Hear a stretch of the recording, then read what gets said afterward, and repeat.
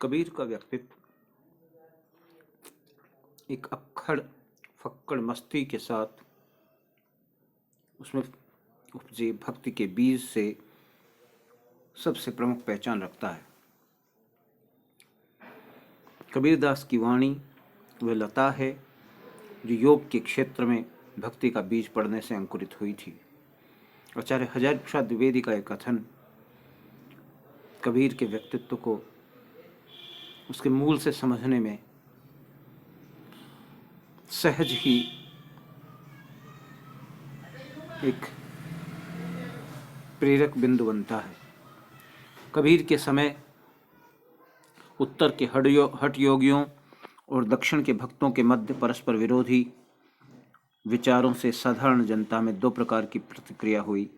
एक ने अधिक संशयग्रस्त किया तो दूसरे ने सिर्फ हरे नाम लेने से तर जाने का उपाय बताकर लापरवाह आदर्शवादी बनाया।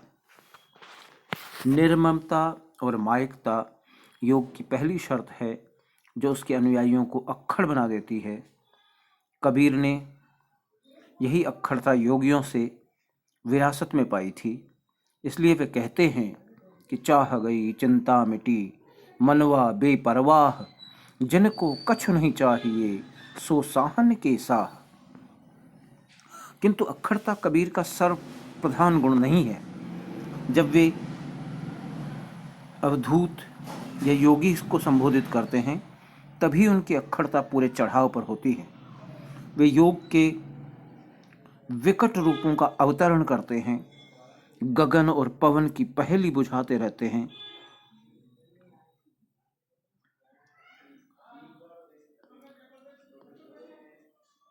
शून्य और सहज का रहस्य पूछते रहते हैं। द्वैत और अद्वैत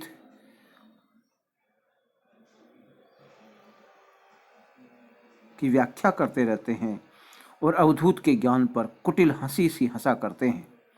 उनके कष्ट साध्य योग एवं हठ योग पर इस प्रकार विरोधी के ही अस्त्र से विरोधी को घायल करने की कला में कबीरदास उस्ताद हैं।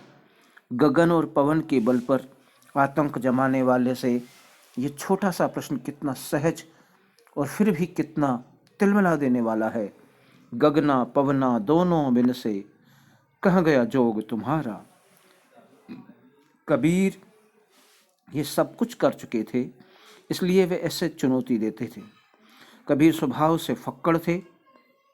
अच्छा हो या बुरा, खरा हो या खोटा, जैसे एक बार चिपक गए उससे जिंदगी भर चिपके रहेंगे, यह सिद्धांत उन्हें मान्य नहीं था। वे सत्य के जिज्ञासु अनुसंधाता थे और कोई मोह ममता उन्हें अपने मार्ग से विचलित नहीं कर सकती थी। इसी कारण वे आह्वान कर सके, हम घर जा रहा अपना लिया मुरंडा हाथ, अब घर जा रो तासुका जो चले हमारे साथ। वे सिर से पैर तक मस्तमौला थे। मस्त तो पुराने कृत्यों का हिसाब नहीं रखता, वर्तमान कर्मों को सर्वस्व नहीं समझता और भविष्य में सब कुछ झाड़ फटकार कर निकल जाता है। इसलिए वे क्रांतदर्शी थे, वे प्रेम के मतवाले थे। हमन है इश्क मस्ताना, हमन को होशियारी क्या, रहे आज़ादिया जग से, हमन दुनिया से यारी क्या। हमारा यार है हम में, हमन को इंतज़ारी क्या। कबीर व्यर्थ की बातों से चिपके रहने वाले लोगों में से नहीं थे। योग क्रिया को उन्होंने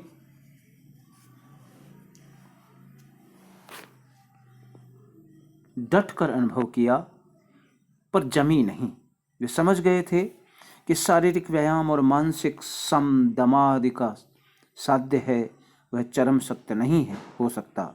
इसलिए उन्होंने कहा, क्रिया बाह्य है, ज्ञान चाहिए, बिना ज्ञान योग व्यर्थ है।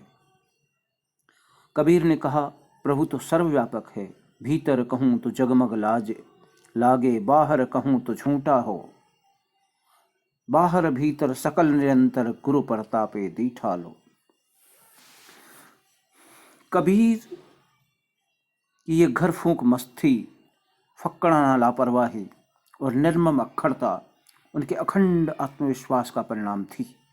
वे वीर साधक थे और उनके लिए साधना एक विकट संग्राम स्थली थी, जहाँ कोई बिरला सूर ही टिक सकता था। कबीर यहु घर प्रेम का, खाला का घर नाहि, शीश उतारे भुइ धरे, सो पैसे घर माहि। ऐसे अक्खड़ फक्कड़ कबीर के सहृदय आत्मा में भक्ति का बीज अंकुरित हुआ। रामानंद प्रदत्त प्रेमा भक्ति का यह एक अभूतपूर्व परिणाम था। यह प्रेम किसी खेत में नहीं उपजता, हाट में नहीं बिकता। प्रेमन खेत नीपजे, प्रेमन हाट बिकाय, राजा प्रजा जन रुचे, शीस देश ले जाए। कबीर भक्ति और पवित्रता को एक कोटि में रखते हैं। अतः भक्ति के लिए सतित्व आवश्यक है। नैना अंतर आवतों, ज्यों हूँ नैन झपे हूँ, ना हो देखो और को, ना तुझे देखन दे हूँ। कबीर ने यह जो अपने प्रति और अपने प्रिय के प्रति एक अखंड अविचलित विश्वास था, उसी ने उनकी कविता में असाधारण शक्ति भर दी। उनके भाव सीधे हृदय से निकलते हैं और श्रोता पर सीधे चोट करते हैं। प्रेम भक्ति का ये पौधा भावुकता की आँच से न तो झुलसता ही है और न तर्क के तुषारापात से मुरझाता है। वह हृदय के पाताल भेदी अंतस्थल से अपना रस संचय करता है। इस प्रेम में मादकता नहीं है पर मस्ती है, कर्कशता नहीं है पर कठोरता है, असंयम नहीं है पर मौज है, और श्रृंखलता नहीं है पर स्वाधीनता है, अंधानुकरण नहीं है पर विश्वास है, उज्जड़ता नहीं है पर अखड़ता है। इस प्रेम की प्रचंडता सरलता का परिणाम है, उग्रता विश्वास का फल, तीव्रता आत्मानुभूति का विवर्त है। यह प्रेम वज्र से भी कठोर है, कुसुम से भी कोमल। इसमें हार भी जीत है और जीत भी जीत है।